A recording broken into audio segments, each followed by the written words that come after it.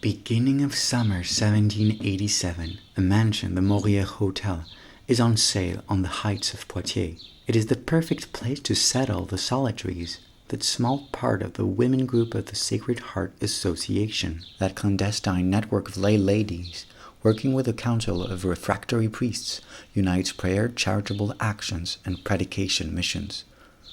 Among them, the solitaries have a more ardent desire for religious life, though without any real experience of it because of the dissolution of congregations and orders since 1790. Their dynamic is a source of tension amongst the members of the association. The mansion we're talking about is located to the southwest of the town center.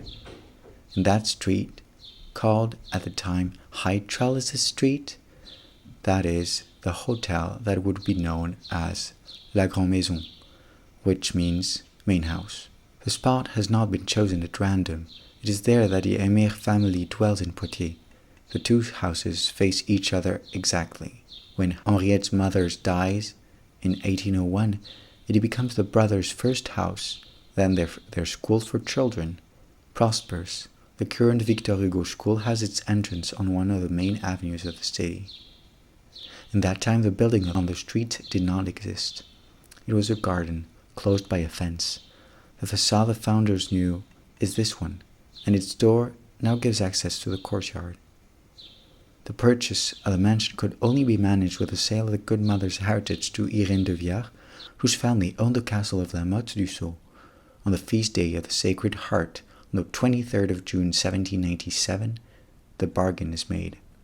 On the 20th of August, the solitaries start wearing the white dress, a wool tunic hidden underneath everyday clothes.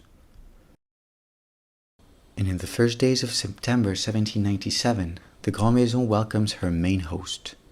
Forming a secret procession, the group leaves the house of the association facing the cathedral.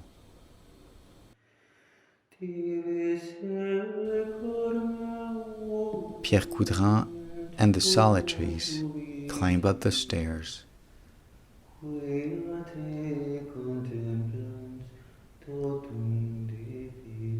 And install the Blessed Sacrament in that room. It appears it was at first set above a sculptured rose decorating the fireplace, but it is eventually hidden behind the wooden panels thanks to an invisible mechanism.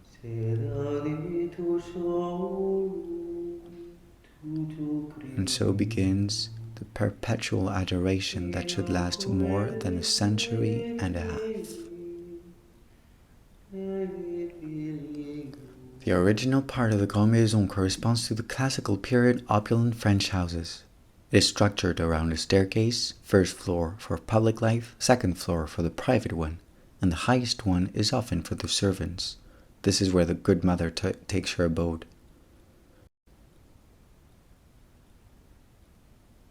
There is no bed.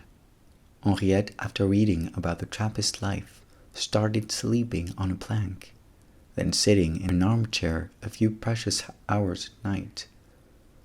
At first, the sisters all slept on a plank, and they had to hide it during the day so as to avoid police suspicions.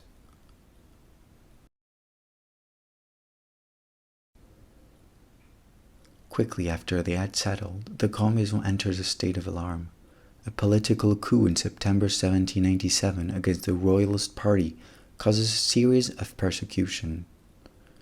The good mother watches over the home from the granary at night, after having spent hours in adoration. The mansion offers a certain number of resources to hide fugitives. Right outside the oratory where the Blessed Sacrament is, near Father Coudrin's place, is a testimony of that.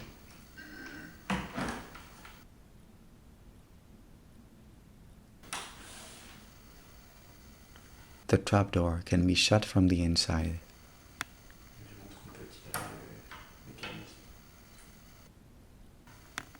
A few items from the Good Father were rediscovered during heating works in the 20th century. It is said that tunnels connect the Grande Maison to the foot of the hill, down below where the train station currently is. What is certain is that the inhabitants of the house spared no expense to complete their mission.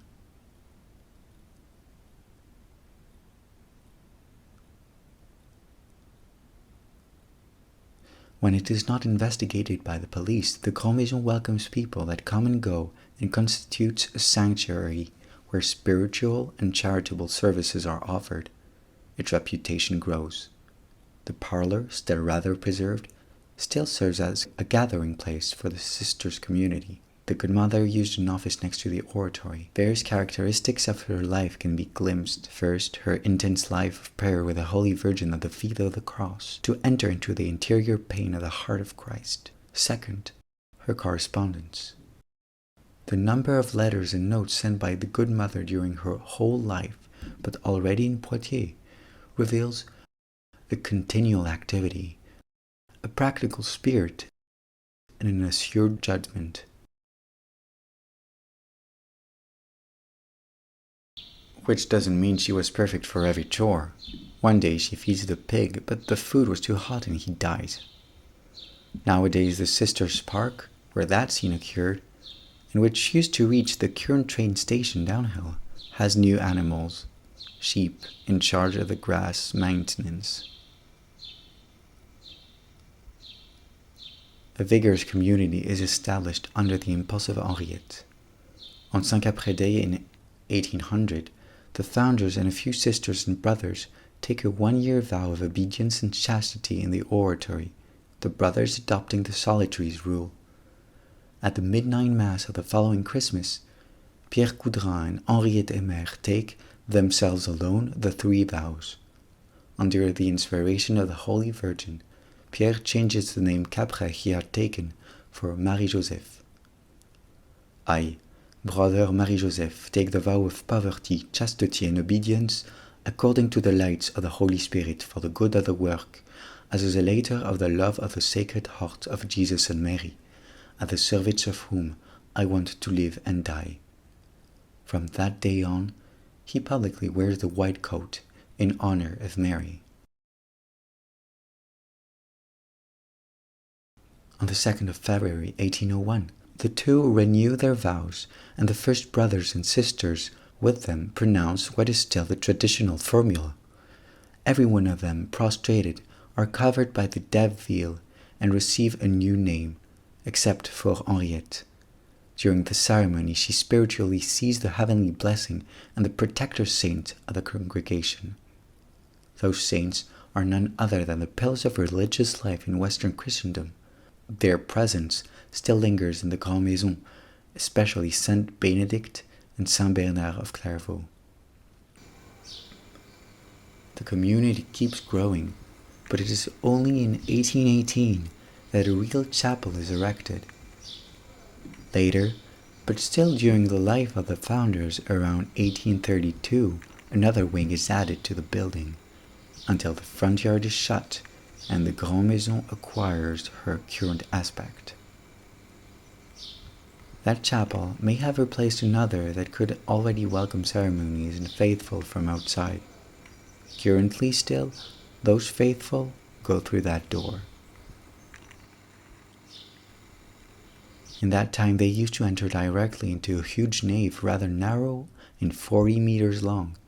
The good mother will tell Gabrielle de la Barre, in charge of the construction, that she had built a tunnel. Nowadays, an entrance hall and a library shorten that dimension a bit. The nave leads to the altar and the Blessed Sacrament. Formerly, in the middle of the nave was a double-faced altar with an adapted tabernacle. One side was for the sisters, inside a cloistered zone, the other for pious visitors. A high window, closed by a fence, can be seen. In that place, the sisters used to take their adoration turn at night. High in the nave, it is also where, at the beginning, the good father had his room. The chapel has known great changes since then. The last transformation have been made at the beginning of the century, but the sisters in adoration can still be found there, as well as her main inhabitant. For him, the tabernacle, a unique woodwork, is an imitation of the lamp holders for the horse cars at the time.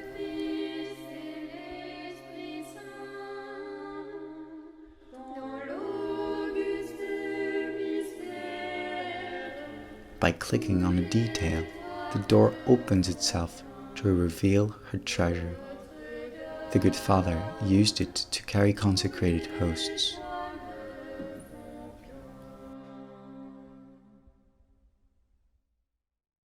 The articulation between history and present, spirit and remains, is a major stake for the Grand Maison and the congregation. Currently, a wing of the mansion is a medically equipped home for old people. The elderly sisters from France also rest there.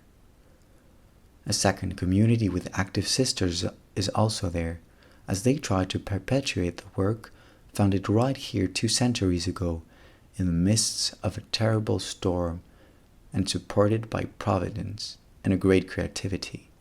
Even though the Grand Maison enjoys an emblematic status as the cradle of the congregation, it would soon become more of a jump-start for other mission horizons. As soon as the 19th of July 1802, the good mother leaves Poitiers to found at Mende, where the good father had already gone. He was accompanying the bishop of the place, Monseigneur de Chabot, as his secretary, and later as his vicar general. The congregation was leaving her hothouse to take her place before the whole church, and her steps would take her to Paris.